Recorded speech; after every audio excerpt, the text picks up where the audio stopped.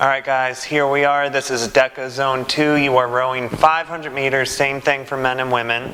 So very first thing, we're starting from the beginning. Your feet go in here and you're going to adjust the foot pedals as you need to. If you have smaller feet, obviously it's going to be up closer like that. If you have bigger feet, you're going to be all the way down. So kind of just play with it and see what feels comfortable for you. And then I know some people don't strap in their feet or they keep it very loose. I like to strap in. It's just more comfortable for me. I feel just more secure. A lot of people don't strap in because they feel like they can get off of it faster, but that shouldn't really be an issue if you just kind of practicing, like I just push out to the sides, it's loose, and my feet come out of there very quickly. So. And then the next thing we can look at, for the settings is the damper setting. So generally, I've done a bunch of research on this, read a bunch, watched a bunch of videos, and the overall consensus is that you just need to kind of play around with it and see what feels the best for you.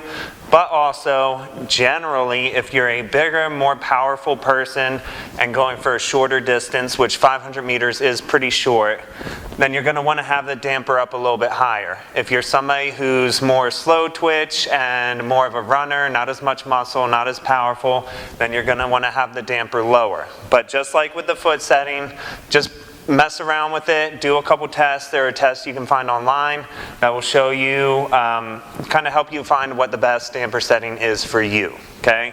And that is worth doing.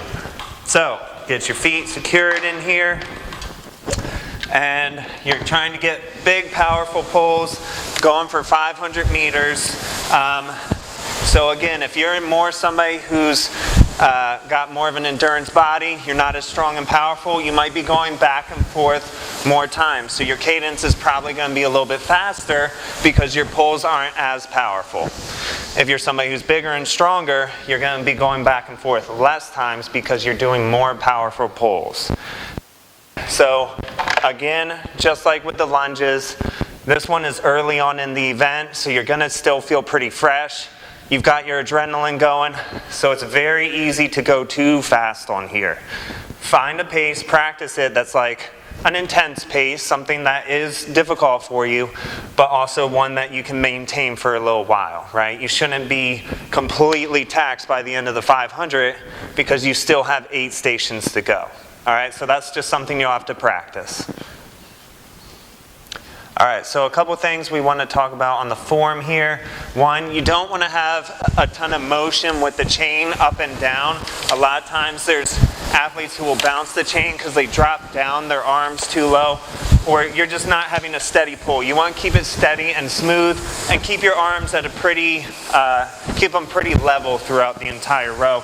Also, you want to make sure that you're getting good, powerful pulls. So some athletes will end up bending their knees too soon. I'm trying to replicate it, where they're not getting a powerful pull, meeting back here and then sliding forward. You want everything to kind of finish at the same time, where you're extending your legs and pulling back your arms.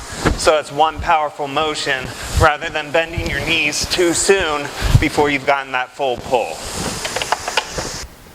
All right, so in training and at different events, ideally we're going to use this screen here. I'm going to switch through a couple of them. A lot of times at an event, they'll have it set to this screen. I prefer, whether I get to preset it or not, I prefer to have it on this screen here so that I can see my average pace. It shows you your meters, it shows you your 500 split, it shows you your strokes per minute in the top right-hand corner there. So it has all the information, but especially the average pace for meters, because when you're at the other screen it's usually on, they don't have that there.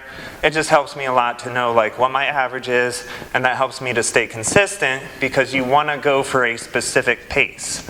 So if your pace is a 2 pace, I mean, it's one thing if you just see that big number, but there's going to be a little bit of fluctuation. So it definitely helps to see the average pace, which is going to be right there.